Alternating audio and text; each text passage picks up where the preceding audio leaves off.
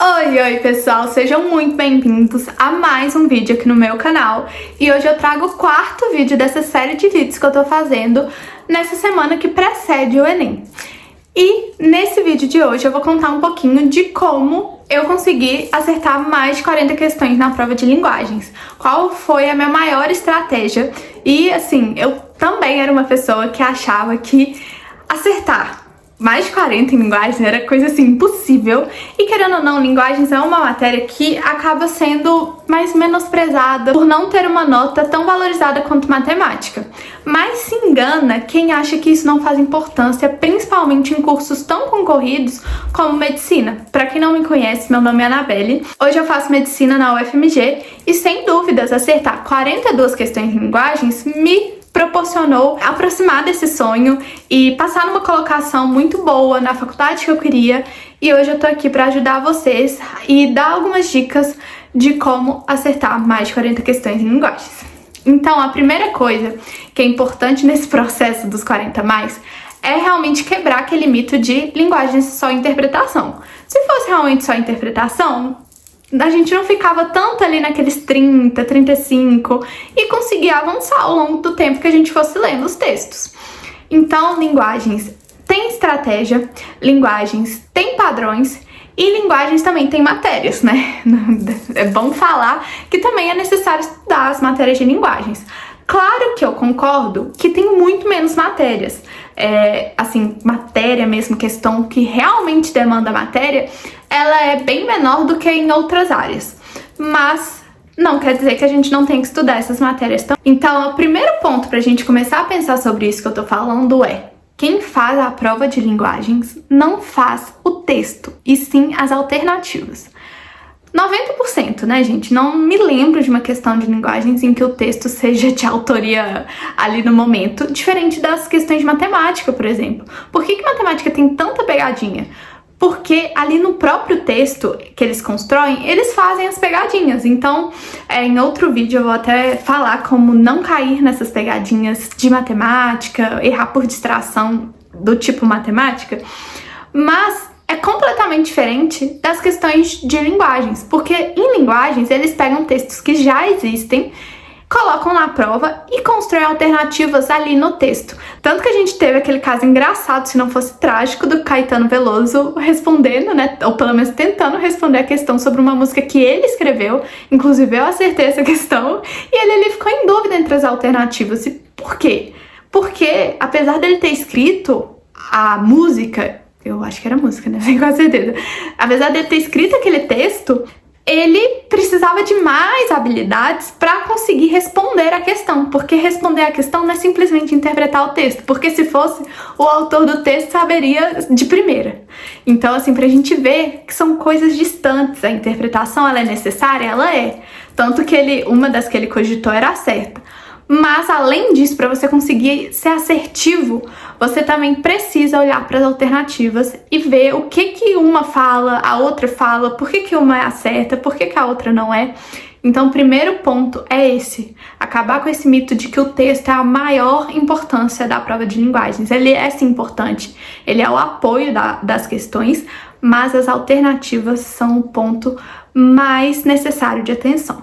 Então, aqui no vídeo, eu vou trazer os tipos de questões que eu mais vi ao longo da prova. Ao longo do meu estudo em linguagens, eu realmente me desafiei a estudar linguagens, a entender linguagens, e eu era meio encabulada, assim, como que toda prova tem padrão, menos a de linguagens, como que todas as provas se repetem, menos a de linguagens. E, gente, eu cheguei a ver, assim, que várias coisas se repetem. Mas como sempre muda o texto, ou quase sempre, acho que já teve algumas questões com mesmo texto, ou pelo menos do mesmo livro e tudo mais, mas como os textos variam muito, a gente costuma achar que as questões e as habilidades também variam. Mas a gente precisa entender que, assim como todas as outras áreas, linguagens têm que seguir uma matriz de habilidades. Então eles pegam um texto que poderia ser qualquer outro, porque no próximo Enem eles vão ter que cobrar aquela mesma habilidade com outro texto, e constroem alternativas para cobrar de você essa habilidade.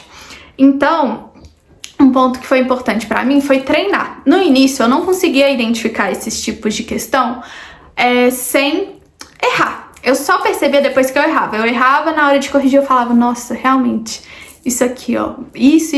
Eu vou falar os tipos de questão em breve.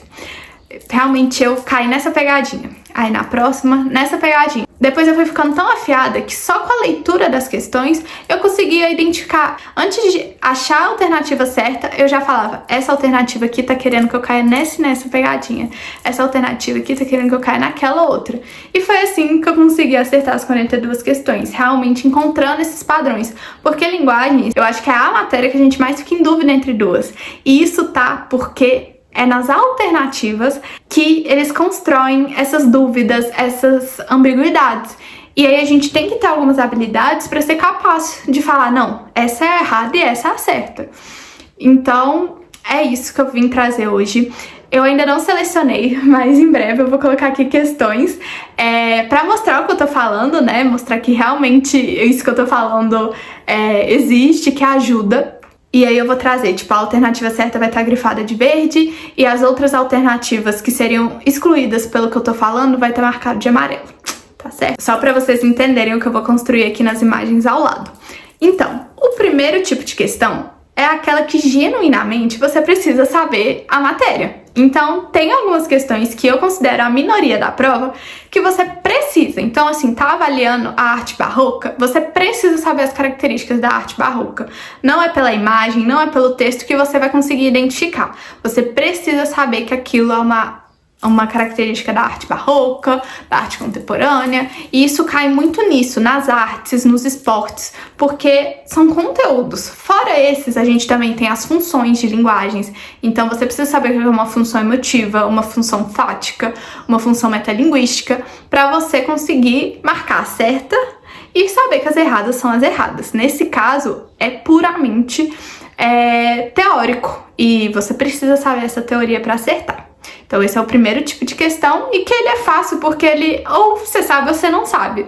De outra forma você não vai conseguir acertar, só se for no chute, né? E você vai ter 20% de chance, mas é um tipo de questão que não demanda tanta interpretação, apenas saber o conteúdo. O segundo tipo de questão é aquele que a gente fica com dúvida entre as alternativas, mas que só uma delas vai responder o comando. Eu já até sei qual questão eu vou colocar aqui, é uma de um diário, e aí perguntava o que trazia progressão textual, ou temporal, alguma coisa dessas, para esse diário. E nas alternativas tinham várias características de diário, que estavam no texto, inclusive. Ou seja, estava no texto, eram de diário, mas qual delas trazia essa progressão que o comando pedia? Então precisa responder ao comando. E aí tem outras questões que quer a causa, e lá tem a consequência tá perfeita, tá escrito certa, e por isso que ela chama tanto a nossa atenção. Por exemplo, essa questão do diário tem outras características muito fortes do diário, e chama a nossa atenção, a gente quer marcar, porque a gente sabe que é uma característica do diário. Mas é a característica que traz a progressão textual? É a alternativa que traz a causa que tá pedindo? É a alternativa que traz a consequência? Então, sempre que você tiver em dúvida entre duas, retoma o comando e vê se alguma delas responde ao comando e a outra não. Isso te ajuda a eliminar alternativas que você tá em dúvida. Terceiro tipo de questão que existe. A alternativa tá linda, perfeita, mas não está escrita no texto.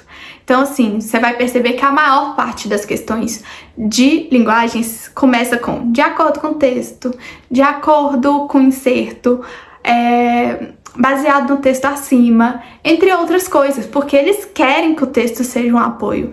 E aí, às vezes, você traz algo que não tá no texto. Certíssimo, certíssimo. Mas de onde você tirou isso? Não foi do texto? Então, provavelmente, essa não é a resposta. Tem uma resposta que tá vindo do texto, e essa deve ser a resposta correta. Então, esse é o terceiro tipo de questão. O quarto tipo de questão acontece muito com poema, e é aquele tipo de alternativa que traz uma redução. Se você pensar comigo, um texto de 15 linhas, um poema todo complexo, tem alternativas, e você fica entre duas. Uma escrita mais ou menos, que você não entendeu tudo, mas fala ali do texto e algumas coisas você concorda. E outra escrita bem, que você entende a maior parte das coisas que tá escrita ali, mas que fala de uma linha só. E o comando pede mais ou menos ali uma interpretação geral sobre o texto. Você acha que aquela alternativa que fala sobre uma linha só é a resposta? Ou uma alternativa mais confusinha, mas que fala do texto inteiro? provavelmente essa que fala do texto inteiro. Claro que você precisa ir avaliando e conforme você treina, você vai conseguindo ficar mais sensível a esse tipo de questão e saber quando a certa é a certa. Mas esse tipo de pegadinha acontece porque as pessoas que fazem a prova do Enem sabem que a maior parte dos participantes tem dificuldade em interpretar poema e poesia. E aí eles trazem uma alternativa com linguagem mais fluida, com linguagem mais fácil, que fala de uma linha só. E a gente tende a querer marcar, porque a gente entendeu mais, porque a gente viu aquilo no texto. Mas será que é a melhor alternativa que responde sobre o texto inteiro? Normalmente não é. Outro tipo de questão, mas assim, nem é um tipo de questão. É o que tá em quase todas as questões, são aquelas alternativas absurdas. Tem questão que você vai conseguir eliminar só pelas alternativas absurdas, você já vai chegar nela. Mas tem questões que tem 2 alternativas absurdas e 2 pegadinhas, e aí você vai ter que eliminar as pegadinhas para achar a alternativa correta. Então, eu sempre começava as questões pelas alternativas absurdas, porque assim eu já aumentava o meu chance de acerto.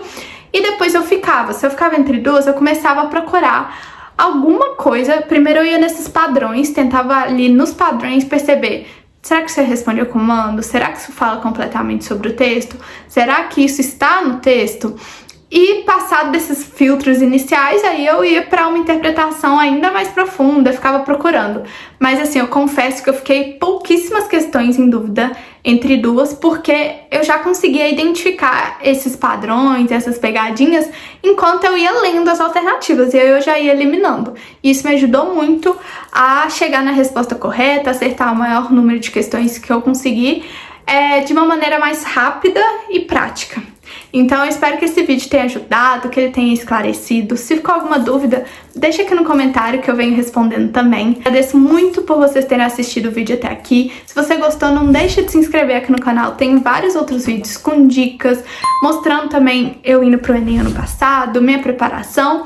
E eu espero que vocês gostem e escolham permanecer aqui no canal. Não esquece de deixar o seu like e um beijão. Até o próximo vídeo. Tchau, tchau!